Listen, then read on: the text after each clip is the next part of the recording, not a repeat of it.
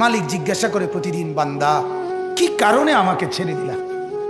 হ্যাঁ, রাত 12টা বাজে তুমি ঘুমায় গেলা, মা ঘুমায় গেল, বাপ ঘুমায় গেল, বিবিও ঘুমায় গেছে, পাড়া পড়শি ঘুমায় গেছে। আল্লাহ বলেন আমি তো ঘুমাই নাই। বান্দা আমিও তো ঘুমাই নাই, সারাদিনে আমিও তো জগৎটা পরিচালনা করছি, তবুও তো আমার কোনো ক্লান্তি নাই, আমি তো ঘুমাই নাই। কেন ঘুমাই নাই জানো বান্দা?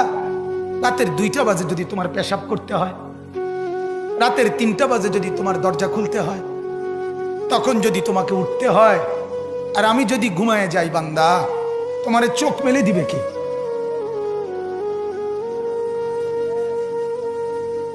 এই বাপ, চোখ মেলে দিবে কে?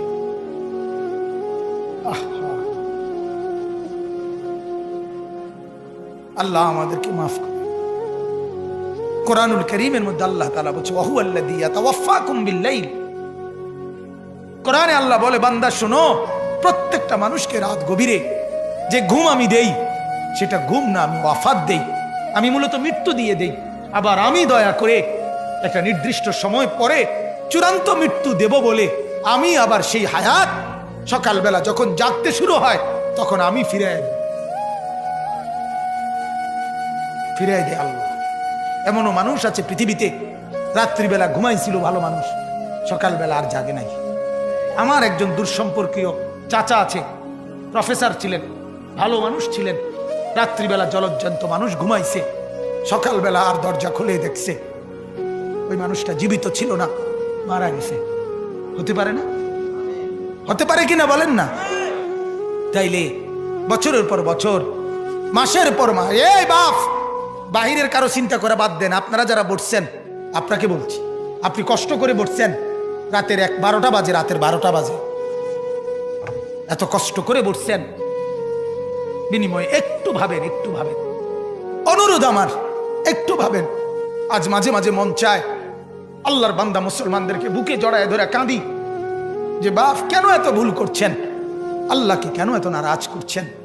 যার বিবি বেপর্দা, আপনি আল্লাহকে কত পরিমাণ নারাজ করাচ্ছেন।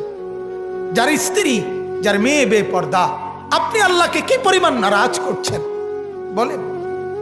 এক কুকুর মরলে, লাশ ফেলে রাখলে যেই দুর্গন্ধ ছড়ায়, সেই দুর্গন্ধে অল্প কিছু মানুষের কষ্ট হয় কিছুক্ষণ, কিন্তু এক নারী বেপর্দা হাঁটলে যে যুবকগুলোর চরিত্র নষ্ট হয়, সেই নারী এক মরা লাশওয়ালা কুত্তার চাইতেও বেশি দুর্গন্ধ ছড়ায়।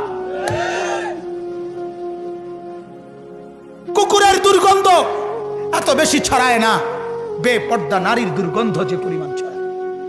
সে তো শত শত যুবক তার চরিত্র শেষ করে দিছে। এই সিনেমার নায়িকা নর্তকীরা উলঙ্গ আর ছবি আর বিবস্ত্র ছবি আর নাচ গানের এই ফুর্তি দেখিয়ে এরা হাজারো যুবকের চরিত্র গঠন করে না নষ্ট করে? কথা বলেন না কেন? এজন্য আমার শায়েখ আল্লামা মুফতি মুশতাকুর নবী সাহেব বলে, হাজারো মানুষের জীবন নষ্ট করে যে, এজন্য তার জীবনে কখনো সুখ ধরা দেয় না।